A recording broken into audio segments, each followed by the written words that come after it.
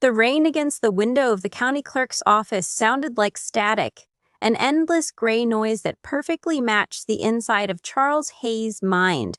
At 19, Charles had just buried his parents following a devastating collision on Interstate 90.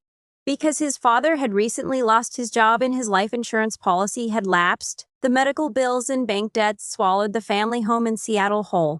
When the dust settled, Charles was left with exactly $42,500, the remnants of a small savings account his mother had kept hidden away. He had no college degree, no family, and no home. The city felt suffocating, a constant reminder of the life he was supposed to be living. Desperate for an escape and a place to simply exist without paying exorbitant rent, Charles attended a county tax default auction. He didn't know the first thing about real estate, but a listing caught his eye, a 40-acre plot in the remote foothills of Oak Haven, Washington. It was listed simply as the Old Holloway Tract. The starting bid was $35,000. When the gavel fell, Charles owned it. He thought he was buying a fresh start. He had no idea he was buying a war zone. Charles arrived at the Holloway Tract in a rusted 1998 Ford Ranger, his worldly possessions packed into 2 duffel bags. The reality of his purchase hit him like a physical blow. The property wasn't just neglected, it was a rotting corpse of a farm. The main house was a sagging Victorian structure with a caved-in porch, shattered windows, and ivy crawling up the brickwork like veins. The fields were choked with aggressive blackberries and towering thistles. For the first 4 months, Charles' life was an exercise in sheer brutal endurance. He slept in a sub-zero sleeping bag in what used to be the living room, cooking canned beans over a portable camping stove. His days were spent swinging a machete at the overgrowth and patching the roof with cheap tarps. His hands became covered in calluses and deep, painful splits. His nearest neighbor, a grizzled dairy farmer named Thomas Arris, occasionally stopped by to drop off surplus firewood and unspoken pity. "You're fighting a ghost, son," Thomas told him one evening, leaning against the bed of his truck. "Old man Holloway went crazy out here back in the 50s. He stopped selling his crops, sealed off his property, and eventually just disappeared. The bank took it, and it's sat rotting ever since. The soil's dead. You'd be better off cutting your losses and moving back to the city." But Charles had no city to return to. He had nothing to lose, which made him dangerously stubborn. By the spring of his 20th year, Charles was trying to dig a trench for a makeshift irrigation line near the foundation of an old, collapsed barn. The ground was hard, packed with clay and river stones. As he drove his pickaxe down, a metallic CLAN shuddered up the wooden handle, vibrating painfully into his shoulders. Charles wiped the sweat from his forehead. He cleared the dirt away with his hands, expecting to find a buried tractor part or an old oil drum. Instead, he uncovered a thick, square rim of reinforced steel. Puzzled, he spent the next 6 hours digging like a man possessed, widening the hole until he revealed a massive rusted iron trapdoor set into a thick slab of subterranean concrete.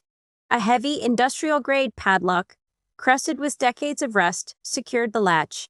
It took a hacksaw and a bottle of penetrating oil, but Charles finally broke the lock. With a groan of protesting hinges, he hauled the heavy door open.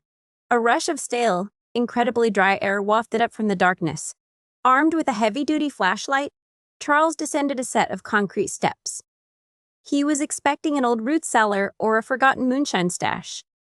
Instead, the beam of his flashlight illuminated a space that looked like a bank vault.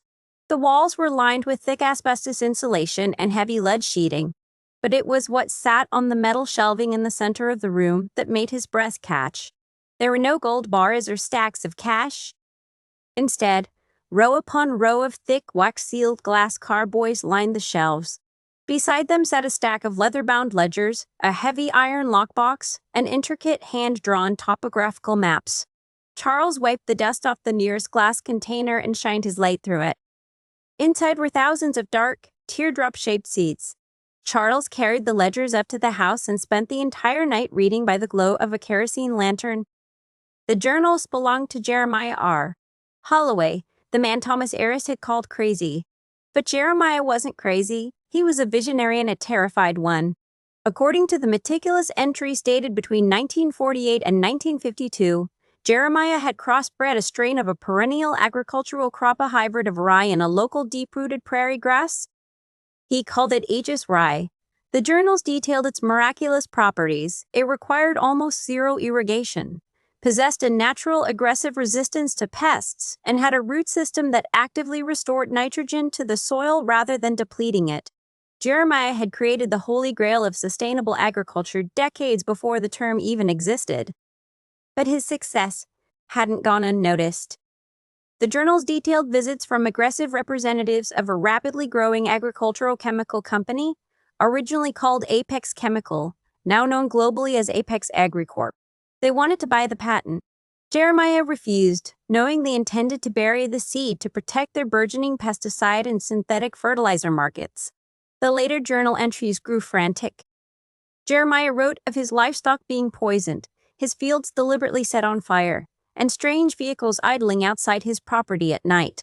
In a desperate bid to save his life's work, he built the subterranean vault, sealed his entire seed stock inside, and fled in the middle of the night. Charles closed the journal as dawn broke. He looked at the shattered window at the overgrown, dead fields. They weren't dead, they were just waiting.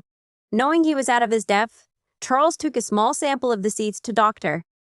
Harrison Cole, the head of agricultural sciences at the State University. Dr. Cole agreed to germinate the seeds in a secure, climate-controlled greenhouse. 3 weeks later, Charles's phone rang. It was Dr. Cole. His voice was shaking. "Charles, I need you to come to the university. Now. Don't tell anyone where you are going." When Charles arrived, Dr. Cole showed him the stalks. They were thick, vibrant, and growing at a terrifyingly rapid pace. "We ran a full genetic profile, Doctor," Cole said, adjusting his glasses. "This isn't just a resilient crop. The protein yield is 30% higher than modern commercial wheat, and the root structure is immune to almost every modern soil blight. Charles, this seed could revolutionize global farming. It's worth billions." Unfortunately, universities are notoriously bad at keeping secrets.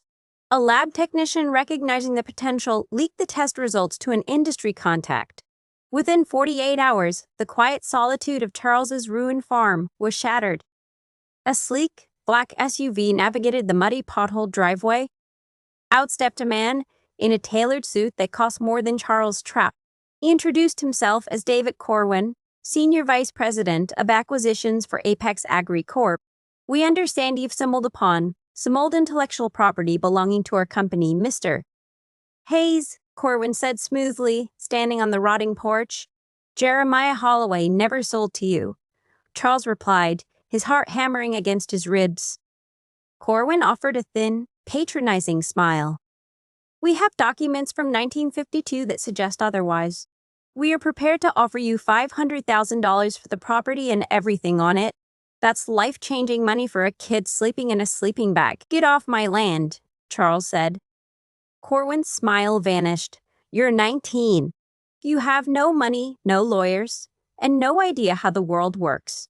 Don't play a game you can't afford to lose." The following week was a nightmare. Charles' brown sugar poured into the gas tank of his truck.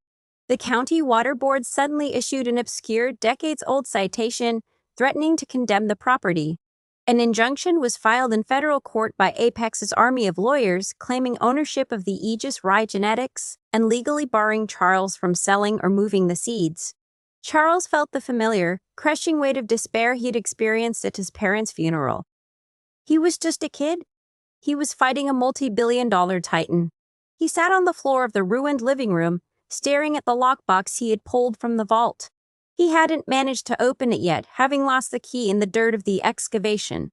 In a fit of frustration and grief, Charles grabbed a crowbar and smashed it against the rusted lockbox until the hinges snapped. Inside were not more seeds. There were birth certificates, old photographs, and a final sealed letter written by Jeremiah Holloway. Charles unfolded the brittle paper. "To whoever finds this, if you are reading this, I am likely dead. I could not protect my farm, but I protected my greatest treasure, my daughter Abigail. I sent her away to the city to live under a different name, so they could not use her against me." Charles's breath hitched. He reached into the box and pulled out a faded black and white photograph of a young girl holding a stuffed bear. He flipped the photo over. On the back, written in elegant cursive, were the words, Abigail Hayes, 1951. Charles' hands began to shake violently. He dug into his own duffel bag, pulling out his mother's death certificate. Her name was Catherine Hayes. Her mother, Charles's grandmother, was Abigail Hayes. Suddenly, everything clicked into place. The county clerk in Seattle, who had handled his parents' estate and quietly slipped the Oak Haven tax auction flyer into Charles's folder, hadn't done it randomly. She had recognized the lineage.